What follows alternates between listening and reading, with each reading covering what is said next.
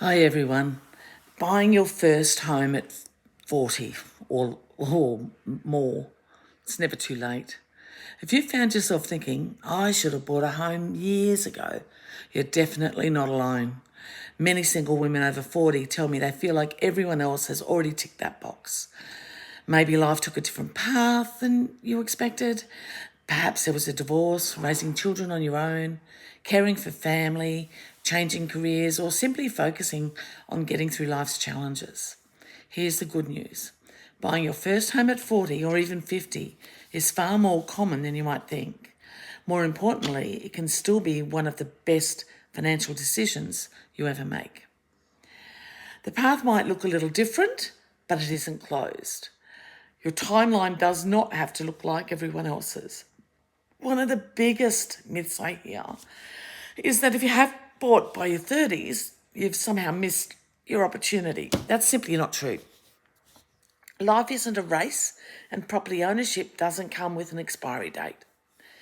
Many women buy later because they've left a long-term relationship or a marriage, they've spent years raising children, they've returned to work after caring responsibilities, they're focused on building their career, they've waited till they felt financially secure or chosen independence before home ownership. None of these are failures. They're life experiences. You may be in a better position than you think. While younger buyers often have more time on their side, women buying later in life often bring something just as valuable: financial maturity. You may already have a stable income, strong budgeting skills, a consistent employment history, fewer impulsive spending habits, and a clearer understanding of what you actually want in a home. So lenders don't judge you based on when you decide to buy. They're focused on whether you can comfortably repay the loan. So what do banks really look at? Many people assume age is the biggest hurdle. In reality, they're much more interested in your income, your employment stability, your existing debts, your credit history. What have you done with your life? Your living expenses, your deposit or your available equity, whether the repayments fit comfortably within your budget. So every lender has different policies, which is why getting advice before you apply can make a significant difference. Remember, your bank is only going to tell you what they can do, not what the bank down the road can do. Talk to someone who's got options of different banks. Don't assume you'll be declined. This is one of the biggest mistakes I see. Many women talk themselves out of buying before they've even spoken to a broker.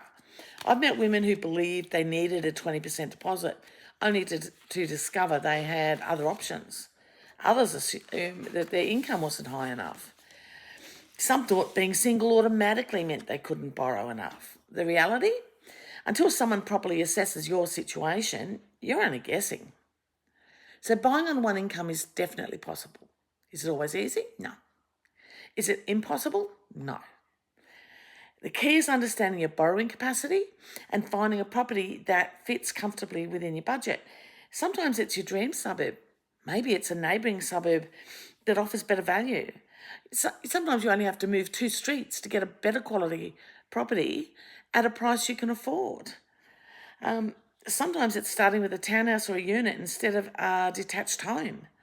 Your first home doesn't have to be your forever home. Remember, there are other options later. This simply needs to be the first step and the right step for you.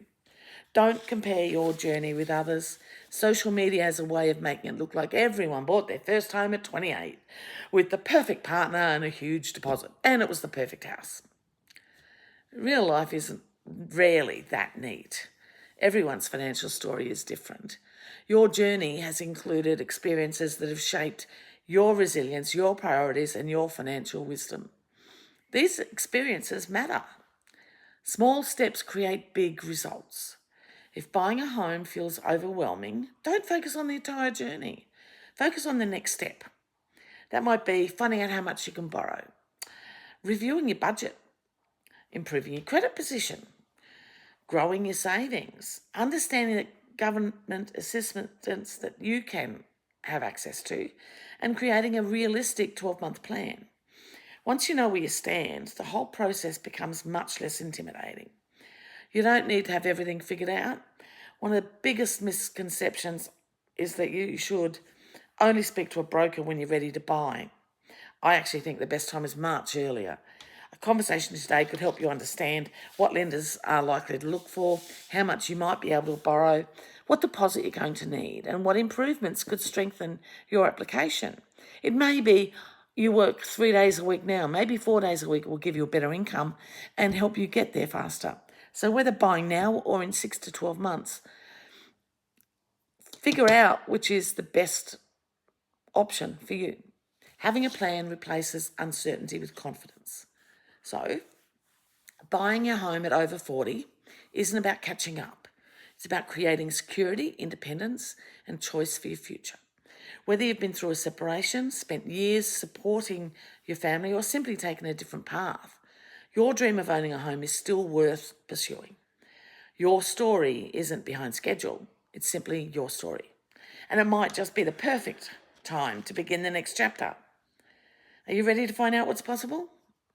If you're a single woman wondering whether home ownership is within reach, I'd love to help you explore your options. There's no pressure, no obligation, no cost. Just an honest conversation about where you are today and what your next steps could look like. You might be closer than you think. Give me a call.